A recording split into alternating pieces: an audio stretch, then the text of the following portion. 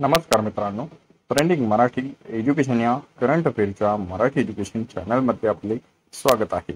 तर मित्रांनो, आपण तुमच्यासाठी रोजच्या रोज चालू घडामोडीचे प्रश्न हे मराठीतून घेऊन येत असतो। आजच्या व्हिडिओमध्ये आपण तुमच्यासाठी 1 मे 2024 या दिवसातील सर्व महत्त्वाच्या चालू घडामोडी या बनणार आहोत। मित्रांनो, जर तुम्ही चॅनलवर नवीन असाल, चॅनलला अजूनपर्यंत सबस्क्राइब केलेलं नसेल तर सबस्क्राइब करून घ्या आणि बेल आयकॉनला प्रेस करा, म्हणजेच प्रत्येक दिवसाच्या चालू घडामोडीच्या व्हिडिओची नोटिफिकेशन ही तुम्हाला सर्वात आधी मिळून जाईल। तर चला मित्रांनो, वेळ न घालवता आपण आजच्या दिवसाच्या महत्त्वाच्या चालू घडामोडी बघूया।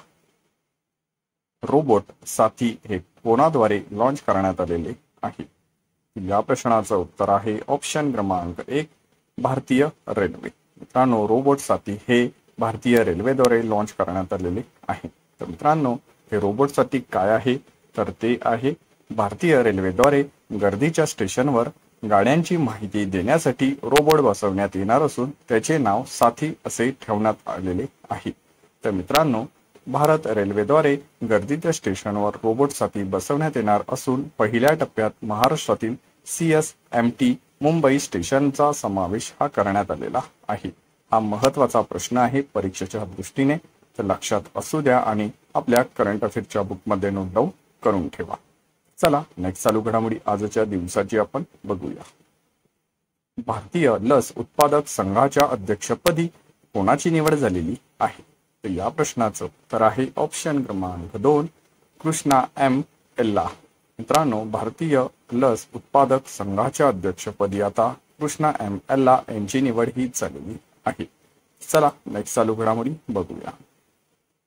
खनिज शिखर संमेलनाचे आयोजन कुठे करण्यात आलेले आहे? या प्रश्नाचं उत्तर आहे ऑप्शन क्रमांक 3, नवी दिल्ली। खनिज शिखर संमेलनाचे आयोजन हे नवी दिल्ली येथे करण्यात आलेले आहे। तर चला नेक्स्ट चालू घडामोडी आजच्या दिवसाची आपण बघूया। भारताचे एकूण किती बॅडमिंटनपटू पॅरिस ऑलिम्पिकसाठी पात्र ठरलेले आहे? या प्रश्नाचं उत्तर आहे ऑप्शन क्रमांक 4, 7। भारताचे एकूण 7 बॅडमिंटनपटू हे पॅरिस ऑलिम्पिकसाठी पात्र ठरलेले आहे। तर चला नेक्स्ट चालू घडामोडी बघूया। द विनर्स माइंडसेट या नावाने कोणत्या क्रिकेटपटूची आत्मकथा प्रकाशित झालेली आहे?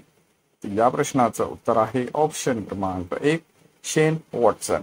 मित्रांनो, द विनर्स माइंडसेट या नावाने शेन वॉटसन या क्रिकेटपटूची आत्मकथा ही प्रकाशित झालेली आहे। तर मित्रांनो, हा शेन वॉटसन हा खेळाडू ऑस्ट्रेलिया देशाचा क्रिकेट खेळाडू आहे। हा देखील महत्त्वाचा पॉइंट आहे, लक्षात असू द्या। तर चला नेक्स्ट चालू घडामोडी बघूया।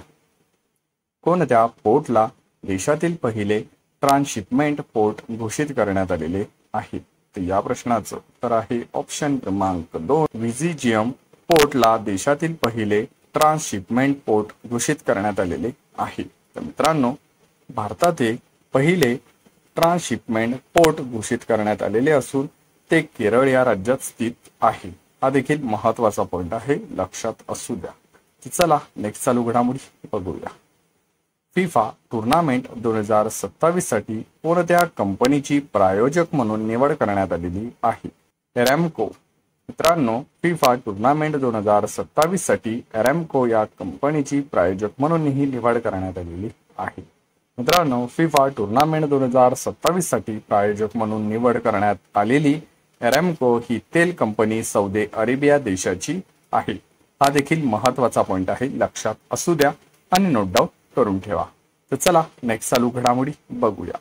तर मित्रांनो, 35वा गोल्डमन पर्यावरण पुरस्कार 2024 एकूण किती व्यक्तींना जाहीर झालेला आहे? तर या प्रश्नाचं उत्तर आहे ऑप्शन क्रमांक 4, 7।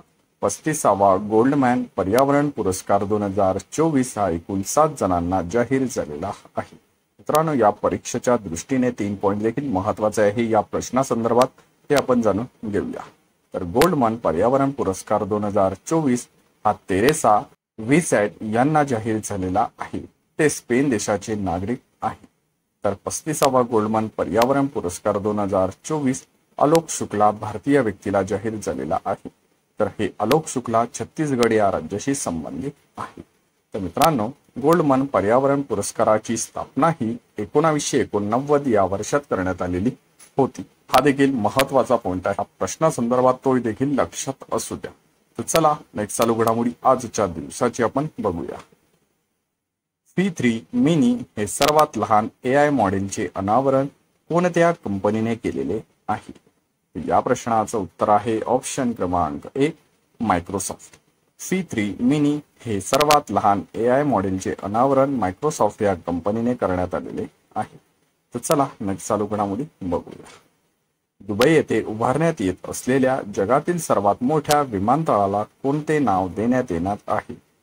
या प्रश्नाचं उत्तर आहे ऑप्शन क्रमांक 2 अल मखतूम। मित्रांनो, दुबई येथे उभारण्यात येत असलेल्या जगातील सर्वात मोठ्या विमानतळाला अल मखतूम या नावाने ओळखले जाणार आहे।